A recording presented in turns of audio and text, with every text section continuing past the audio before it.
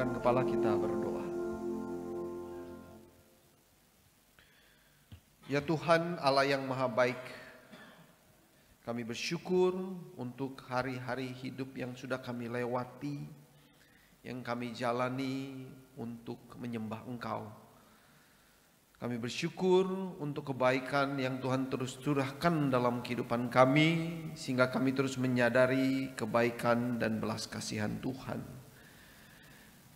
Kami juga bersyukur kami boleh hadir dan beribadah bersama-sama pada pagi hari ini untuk menyembah Engkau, memberikan hidup waktu kami seutuhnya untuk memikirkan, untuk merenungkan, untuk mengalami kuasa kasih-Mu.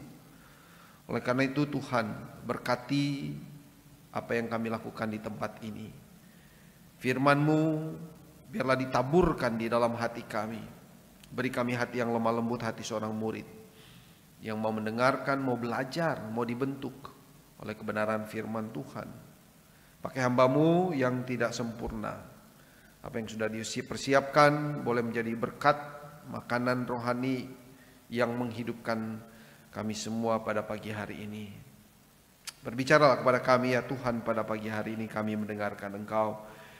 Di dalam nama Tuhan Yesus Kristus Allah kami yang hidup, kami sudah berdoa. Amin. Selamat pagi Bapak Ibu yang terkasih dalam Tuhan. Senang sekali saya bisa melayani pada pagi hari di tempat ini.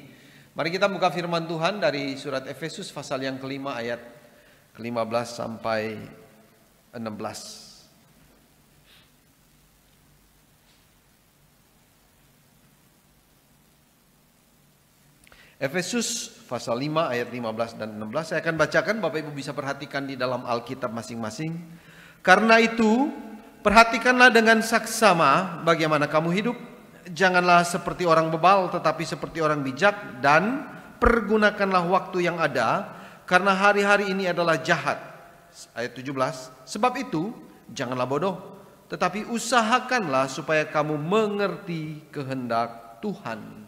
Sampai demikian bacaan firman Tuhan. Berbahagialah kita yang bukan hanya mendengar, tapi juga melakukannya dalam kehidupan kita setiap hari. Bapak Ibu yang terkasih di dalam Tuhan Yesus, sebelum kita membaca bagian ini, sebenarnya di bagian atasnya, Paulus itu menulis tentang hidup manusia baru dan manusia lama, anak-anak terang dan anak-anak gelap, ya. Dan di situ mau ditekankan bahwa status atau identitas sebagai anak terang menentukan karakteristik orang tersebut, orang Kristen dalam hal ini. Misalkan saja Bapak Ibu yang terkasih,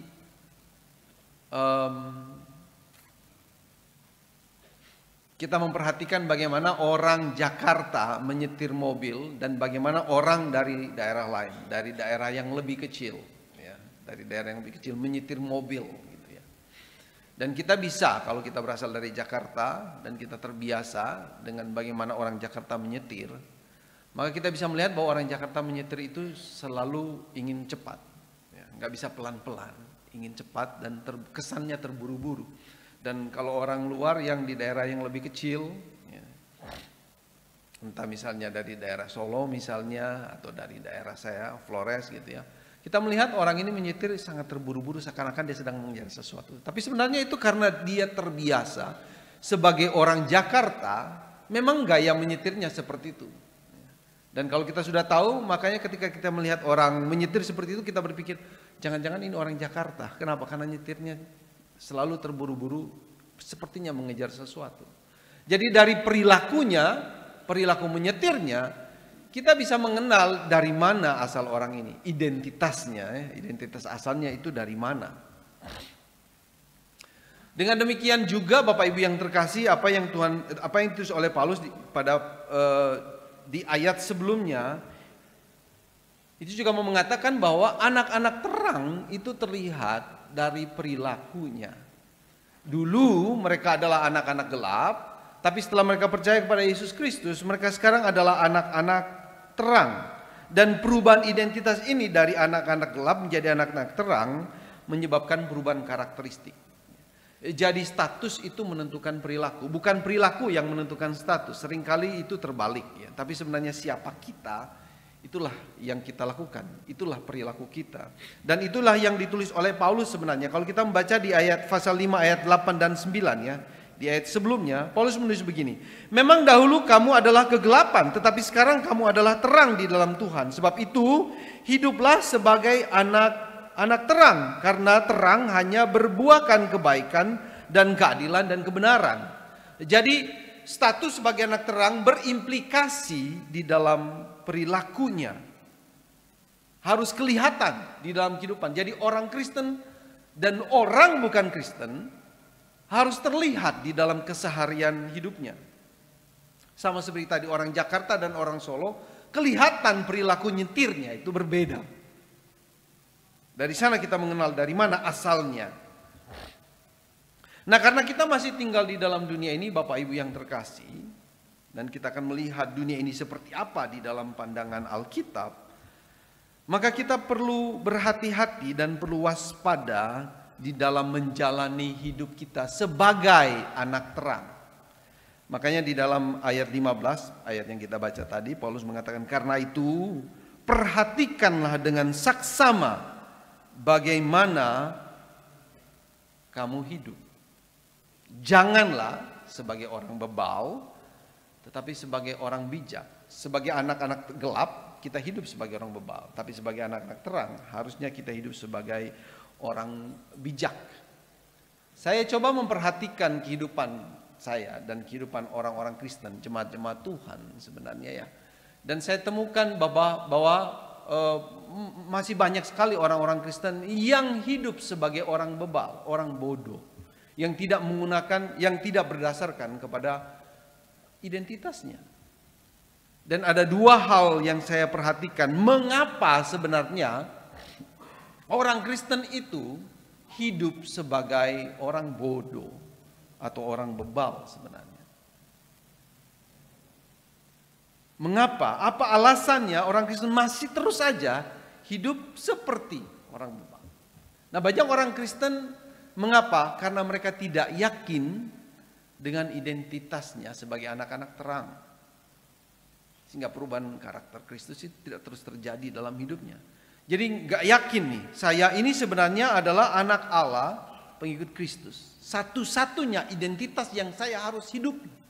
Seringkali orang Kristen itu berkompromi dengan status yang lain atau identitasnya yang sebelumnya mungkin sebagai anak gelap.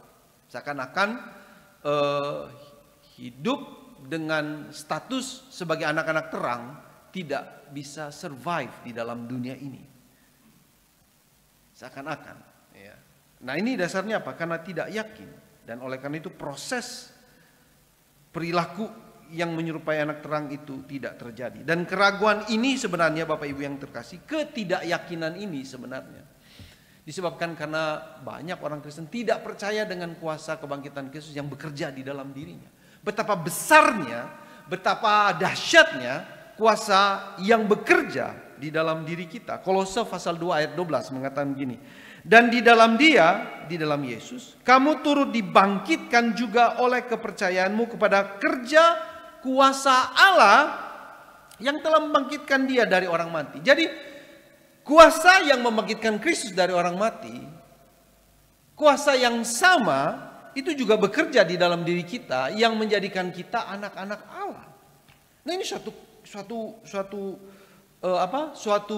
kuasa yang terlampau besar, dan seringkali orang percaya, orang Kristen tidak percaya akan kedahsyatan kuasa itu yang bisa mengubah kehidupan dia, mengubah karakter, mengubah sifat-sifat lamanya menjadi seperti Yesus Kristus. Karena ketidakpercayaan ini, Bapak Ibu yang terkasih, atau kurang percaya untuk melembutkan, kita cepat takluk kepada kelemahan-kelemahan kita dan dosa-dosa kita. Kita hopeless menghadapi berbagai macam cobaan dari luar ataupun kelemahan-kelemahan di dalam diri kita. Kita tidak memiliki ambisi yang cukup besar untuk menjadi seperti Kristus. Kita tidak memiliki ambisi untuk hidup kudus. Karena cepat takluk dengan berbagai macam godaan dan kelemahan dari dalam diri kita. Kita hanya puas menjadi orang Kristen biasa-biasa saja. Ya begini sudah cukup lah, jangan terlalu fanatik. Seringkali kita memakai kata itu. Jangan terlalu radikal lah menjadi orang Kristen. Kita kompromi dengan dosa-dosa kita dan gaya-gaya hidup yang ada di sekeliling kita. Sehingga ya jadilah kita orang Kristen mediocre, biasa-biasa saja.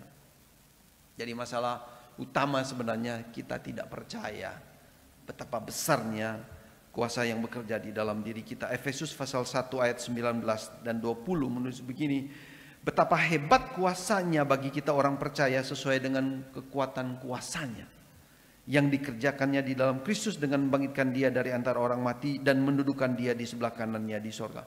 Ini kuasa yang begitu besar, tetapi kita tidak percaya akan besarnya kuasa itu. Sehingga akhirnya apa? Ya kita hidup, kita bilang kita orang Kristen tapi gaya hidup kita seperti orang bebal. Itu observasi yang saya lakukan pertama. Yang kedua, Bapak Ibu yang terkasih, mengapa orang Kristen hidup sebagai orang bebal? Karena mereka menganggap enteng kuasa jahat di dunia ini. Atau mengatakan ya dunia ini netral sebenarnya.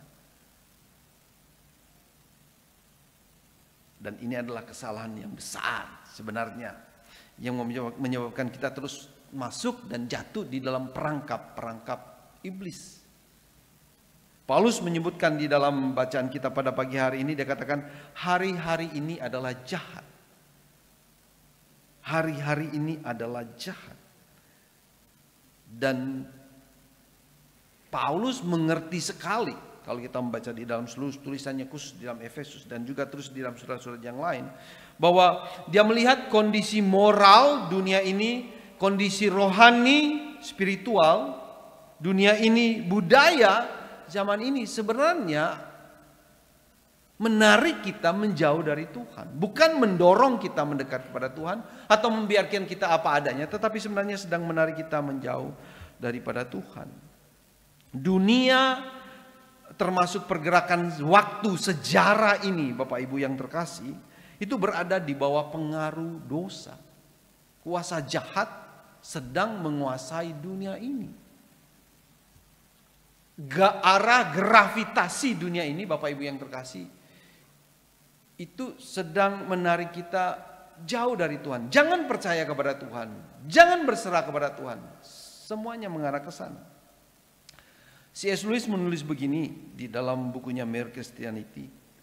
Semua yang kita sebut sejarah manusia, sejarah ini ya, waktu yang kita lewatin hari-hari, kita sedang menjalani sejarah di dalam dunia ini.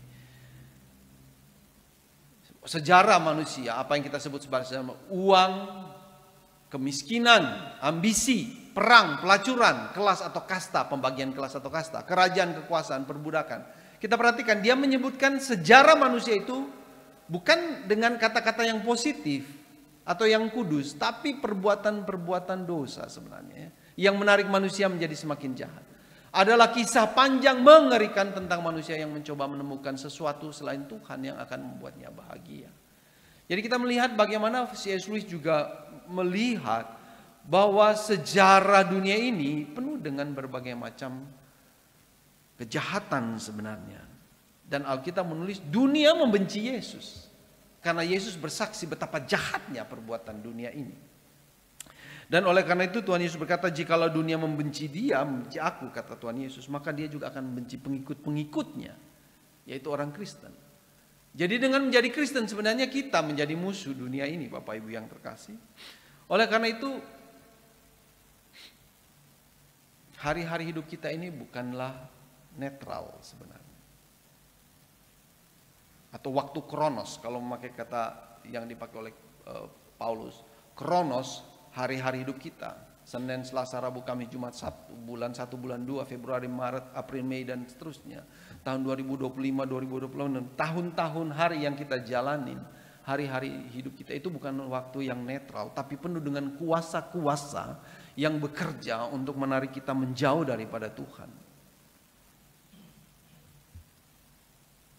Jadi tidak netral, jangan salah untuk memahami hal ini. Dan karena kita tidak percaya atau menganggap kuasa yang sedang menggerakkan dunia ini itu tidak terlalu jahat, makanya kita sering jatuh dan kemudian hidup sebagai orang bebal. Misalnya saja Bapak Ibu yang terkasih, ada pepatah yang mengatakan biarkan kehidupan mengalir seperti air. Kita mengalir sajalah hidup ini gitu. Dan seringkali orang memakai istilah itu, udah mengalir aja lah, nggak usah neko-neko, ya nggak usah macam, mengalir aja lah, ikutin apa yang digerakkan oleh dunia ini. Ikut aja tren apa yang lagi populer, ikut aja. Tanpa sadar ketika kita melakukan itu, kita sedang mengikuti alur dunia ini yang jahat sebenarnya. Dan kita semakin jahat. Dan kita semakin menjauh daripada Tuhan.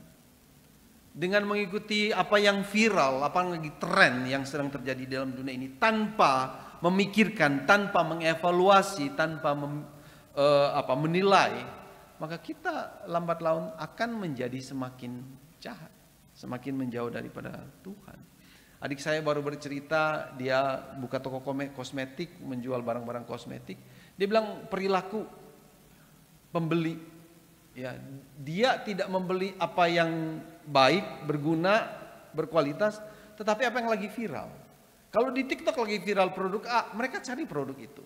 Kalau lagi di TikTok lagi viral produk B, mereka cari produk itu. Ini gaya hidup yang mengalir, ikut apa yang lagi terjadi, dan itu celaka. Bapak Ibu yang terkasih, orang Kristen tidak seharusnya hidup seperti itu. Atau ada lagi salah satu hal yang sering kita dengar, time is money. Waktu adalah uang. Sekilas masuk akal memangnya.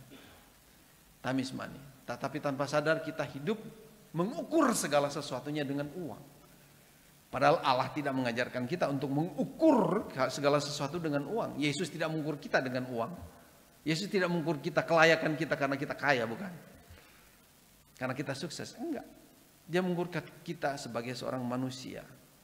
Dan oleh karena itu dia menyelamatkan kita. Tetapi karena kita memakai prinsip waktu adalah uang, maka kita menilai segala sesuatu dengan uang. Di dunia bisnis itu kan sering kali seperti itu ya. Di bank ya ada prioritas karena uangnya lebih banyak daripada orang biasa. Naik pesawat ada kelas eksekutif, kelas bisnis, first class karena uangnya lebih banyak dari dan perlakuan mereka terhadap kita pun berbeda-beda sesuai dengan uang kita. Dan tanpa sadar di dalam kehidupan kita pun kita mengikuti style seperti ini. Kita lebih hormat kepada orang yang lebih banyak uangnya, posisinya lebih tinggi daripada orang yang biasa. Dan kalau kita mengikuti ini terus, ya kita menjadikan manusia itu komoditi saja.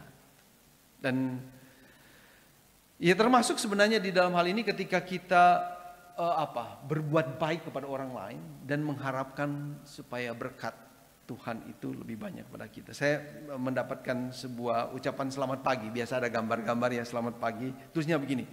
Selamat pagi, yakinlah setiap perbuatan akan kembali, setiap perbuatan akan kembali kepada diri kita sendiri, maka fokuslah untuk berpikir baik, berkata baik, berbuat baik, dan berhati baik. Jadi kita berbaik menjadi baik supaya kita dapat berkat untuk ini. Tanpa sadar sebenarnya sama dengan prinsip time is money gitu. Tidak ada Tuhan. Kita tidak berfokus kepada Tuhan, tetapi berfokus kepada diri sendiri. Berkat yang saya terima, kebaikan yang saya terima, tapi nggak ada Tuhan sama sekali. Setiap perbuatan baik kita hanya untuk diri kita sendiri. Ini sama juga sebenarnya. Belum termasuk tabiat kebiasaan kita untuk belanja secara impulsif tanpa memikirkan kegunaan dan semuanya. Belum lagi gaya hidup hedon. Dan masih banyak sebenarnya kepercayaan atau prinsip-prinsip di dalam dunia ini yang tidak netral sebenarnya, yang sedang membawa kita menjauh daripada Tuhan dan mengkhianati nilai-nilai firman Tuhan. Dan itulah akibatnya kalau kita hanya mengalir dan kemudian kita menjadi orang yang bebal. Perhatikanlah bagaimana kita hidup bukan sebagai orang bebal, tapi sebagai orang bijak. Bagaimana kita menggunakan waktu, menghabiskan waktu kita. Dan Paulus menulis berlawanan dari itu, Paulus menulis hiduplah bijak. Perhatikan bagaimana kita hidup bukan sebagai orang bebal, tapi sebagai orang bijak. Dan sebagai orang bijak, Paulus mengatakan di ayat ke-17, pergunakanlah waktu yang ada. Pergunakan waktu yang ada. Secara literal sebenarnya Paulus mengatakan tebuslah waktu yang ada. Dan waktu ini berbeda dengan waktu kronos karena dia memakai kata kairos di sana. Kata kairos berbeda dengan kronos. Tadi kronos adalah waktu-waktu hidup kita. Ya, saya berumur 47 tahun, besok tahun depan 48 tahun, 49 tahun.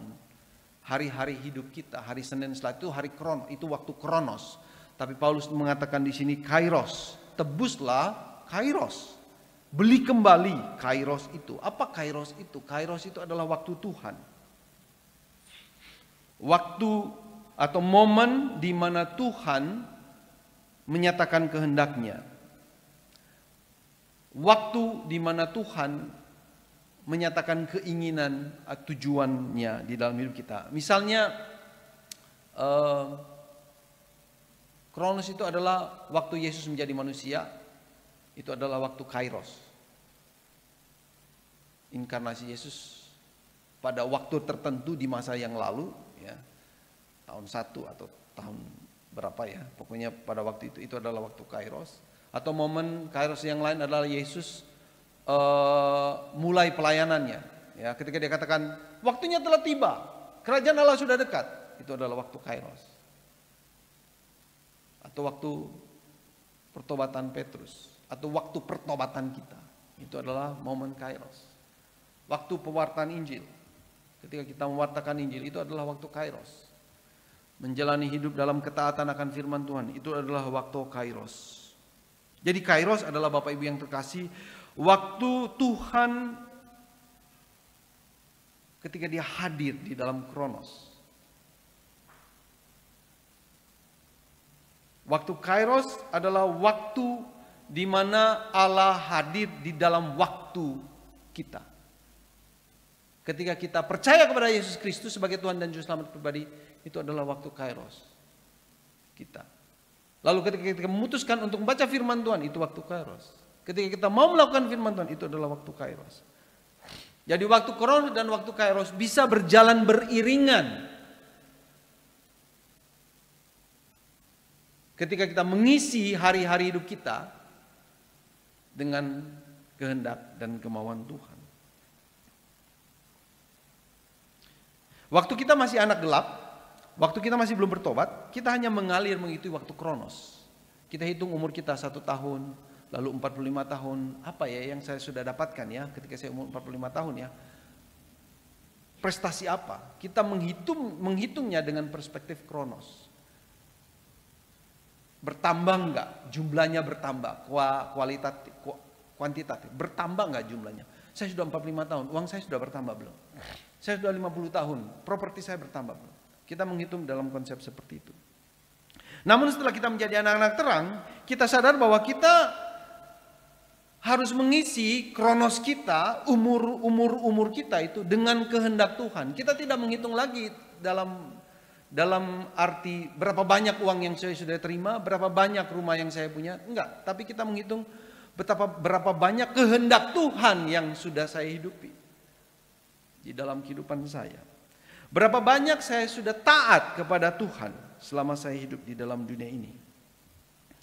Dan itulah makanya dikatakan oleh Paulus, kita harus membeli kembali, menebus kairos itu. Karena waktu saya belum bertobat, saya menghidupinya di dalam cara yang tidak sesuai dengan kehendak Tuhan. Oleh karena itu sekarang setelah saya bertobat, saya harus membeli kembali waktu Tuhan itu dan menghidupinya dalam kehidupan setiap hari. Jadi Bapak Ibu yang terkasih di dalam Tuhan Yesus,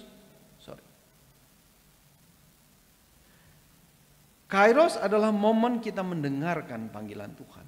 Itu bisa setiap hari. Untuk bertobat kembali.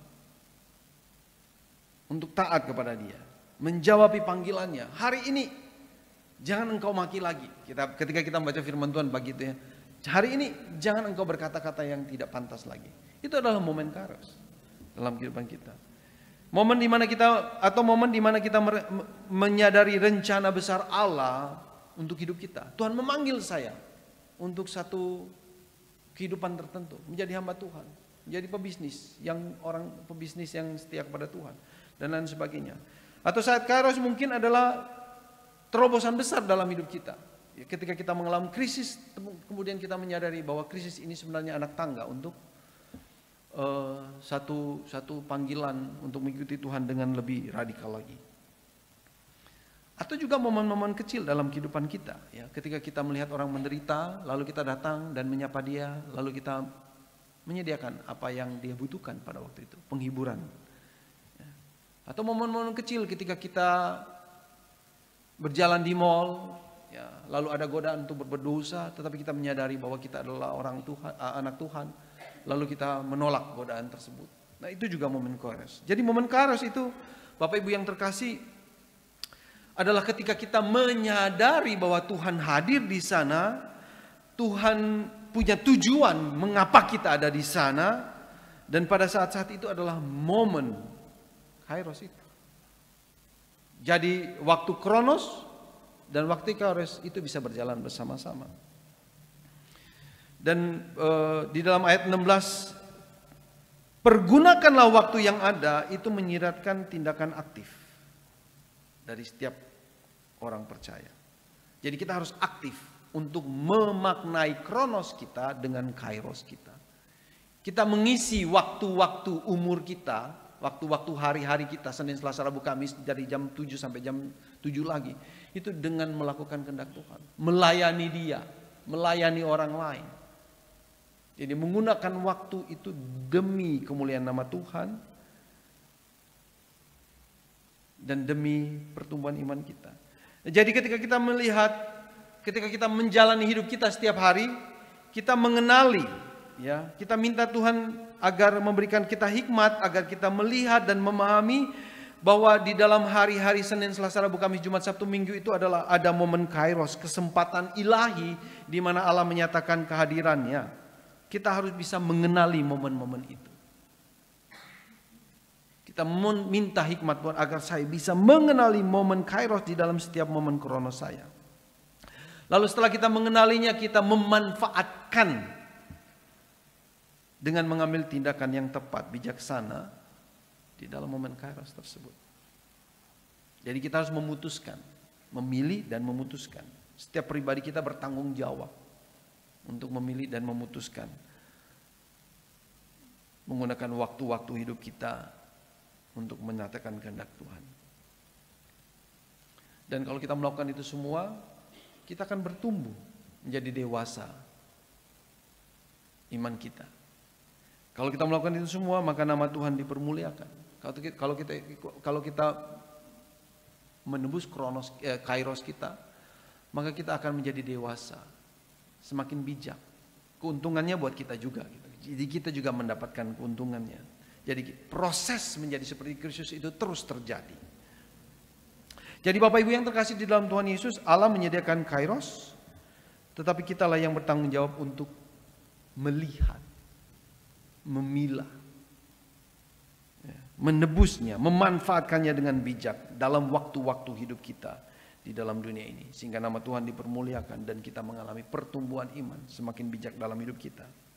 Dan oleh karena itu, agar kita dapat bijak melihat momen-momen kairos tersebut, Bapak Ibu yang terkasih, di ayat 17 dikatakan, jangan bodoh, tetapi usahakan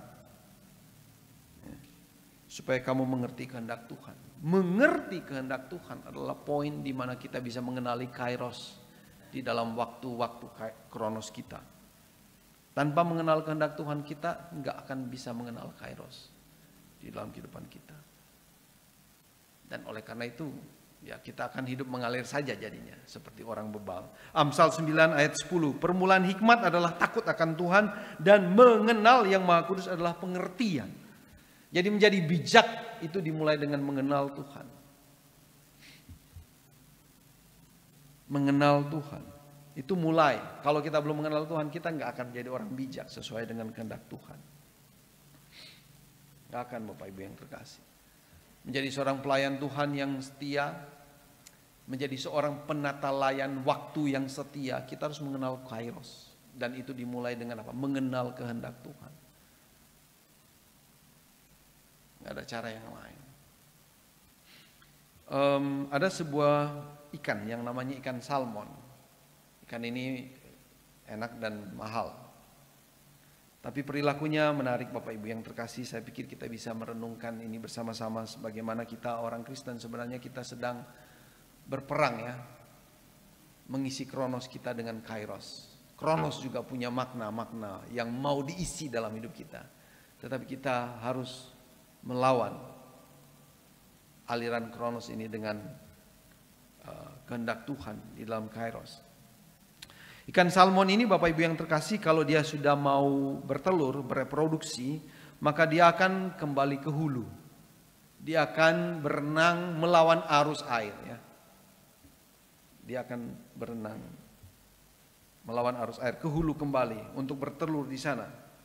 Lalu kemudian menghasilkan keturunan-keturunan yang baru, dan dia ke sana bukan hanya bertelur tapi juga untuk mati sebenarnya.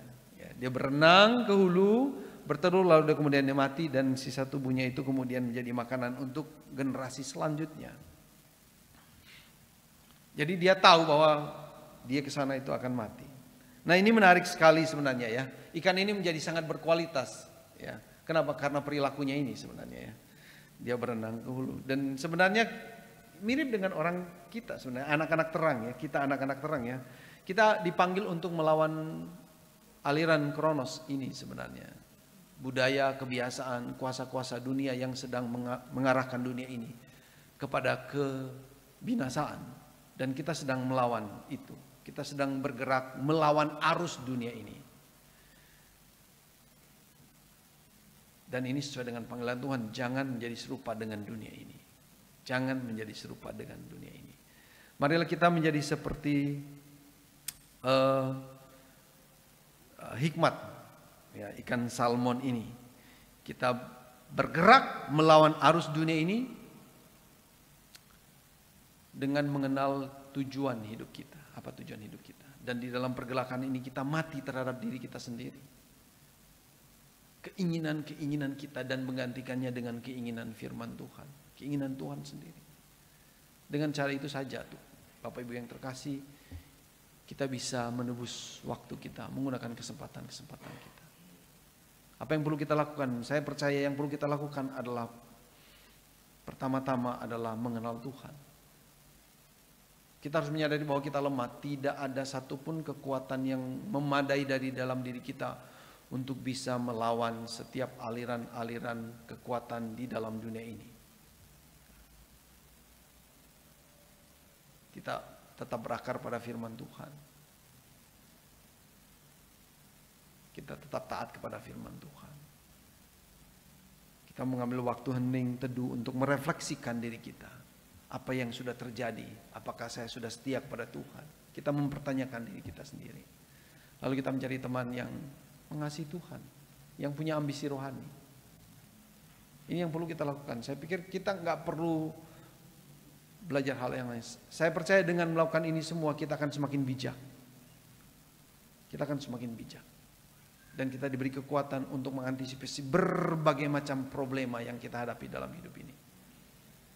Kita pastikan bahwa kita adalah anak-anak terang. Kita bukan anak-anak kegelapan. Mari kita tundukkan kepala. Kita berdoa.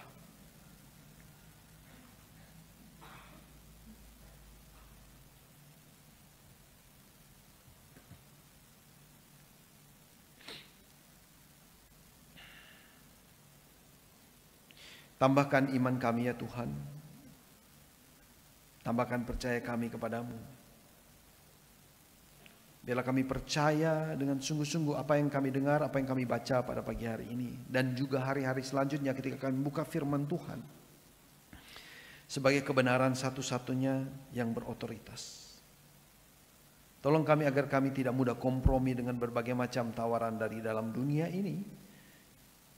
Sehingga kami mendoakan Tuhan. Tapi pimpin kami.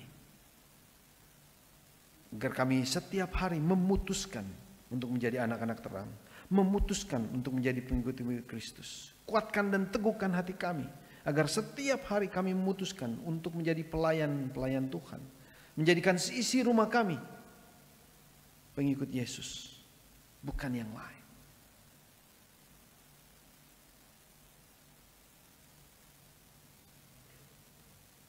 Kuatkan dan teguhkan hati kami ya Tuhan untuk menjalani iman kami. Di dalam nama Tuhan kami Yesus Kristus kami sudah berdoa. Amin. Bapak Ibu, kita akan melanjutkan dengan perjamuan kudus. Perjamuan kudus hanya untuk kita yang sudah dibaptis dewasa dan yang sudah disidi. Mari kita mempersiapkan hati kita untuk menerima roti dan anggur, lambang tubuh dan darah Kristus sebagai makanan rohani kita, agar hari-hari hidup kita bisa terus dikuatkan untuk terus bergantung kepada Tuhan Yesus. Mari kita mengangkat pujian ini sambil petugas mempersiapkan meja perjamuan.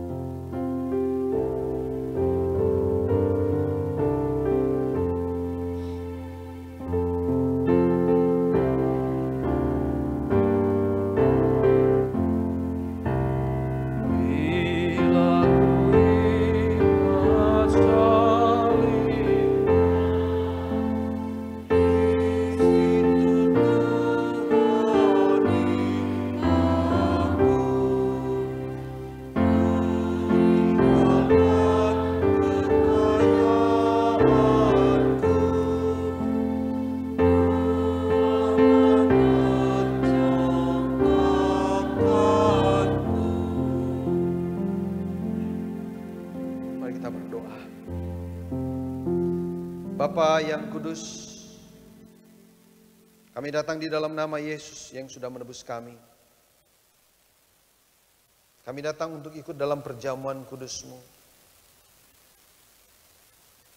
Suatu janji akan masa depan di mana kami akan berkumpul bersama dengan Engkau, makan semeja dengan Engkau. Kuduskan kami dan sucikan kami agar kami layak, dan biarlah makanan rohani ini menguatkan, menyegarkan kami semua untuk terus berjalan bersama dengan Tuhan Yesus, mengandalkan Tuhan Yesus, percaya kepada Tuhan Yesus sebagai Tuhan kami satu-satunya.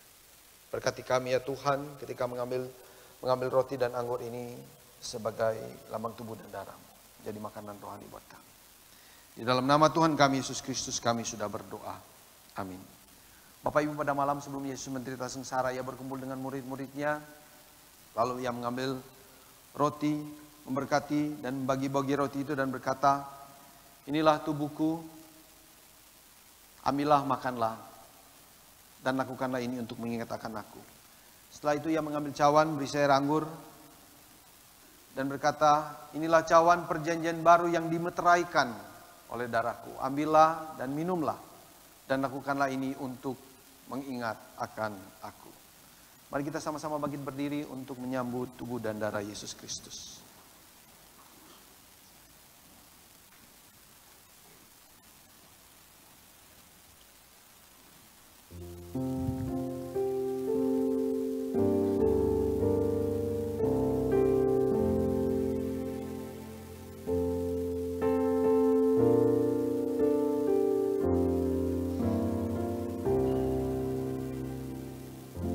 Sudah menerima bisa dipersilakan duduk kembali.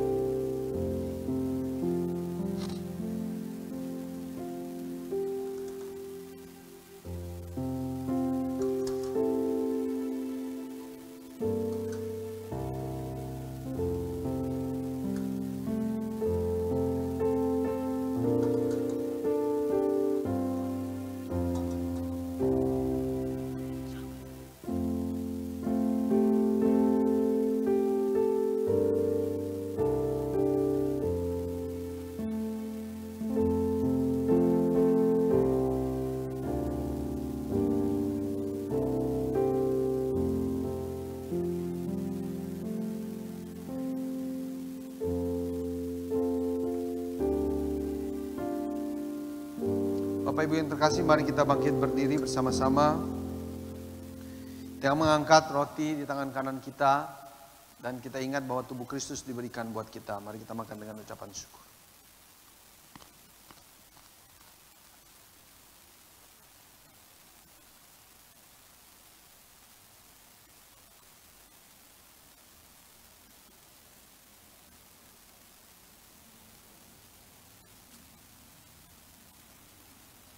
Kita angkat cawan di tangan kanan kita.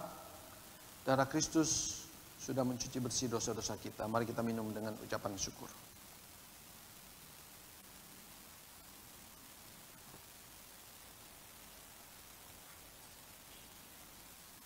Mari kita berdoa.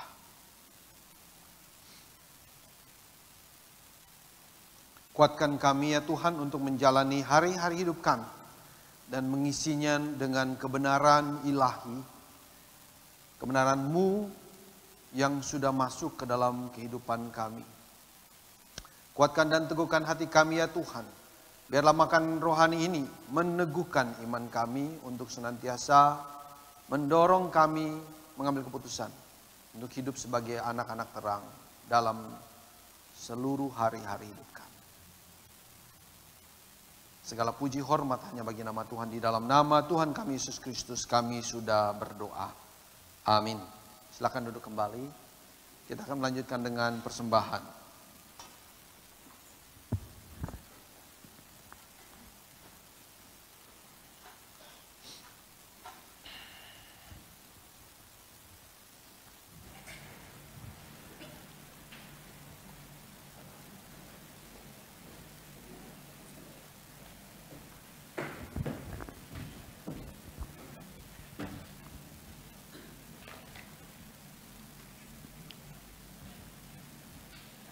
Bersyukur untuk kebenaran firman Tuhan dan perjamuan kudus yang baru saja kita jalani.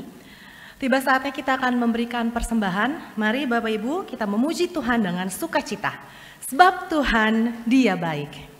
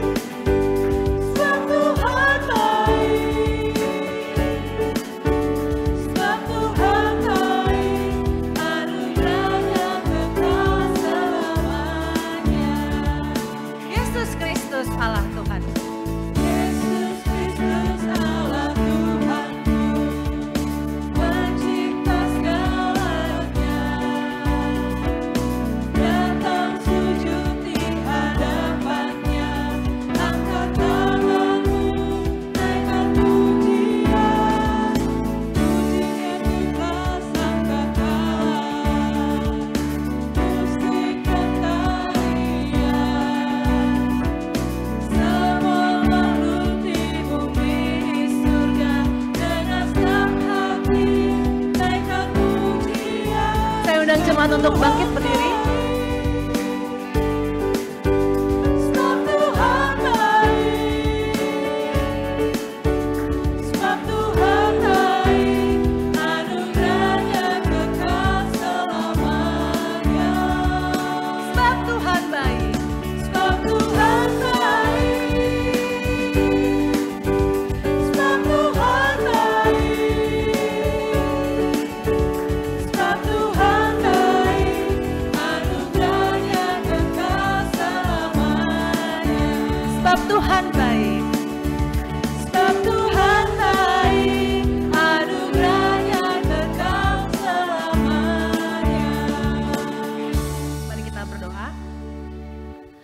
benar Bapa, sebab Tuhan baik.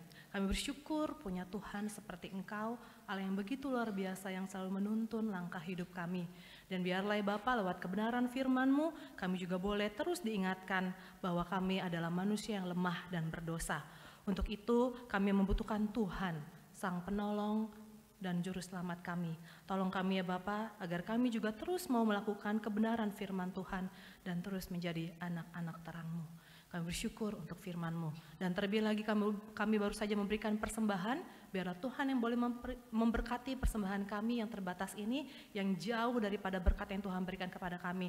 Tapi biarlah Tuhan, biarlah persembahan ini bisa berbau harum layak di mezbah-Mu. Dan terlebih lagi kami boleh belajar untuk mau mempersembahkan diri kami, hidup kami sebagai persembahan yang harum dan hidup di hadapan Tuhan. Kami bersyukur atas kasih karunia Tuhan dalam hidup kami.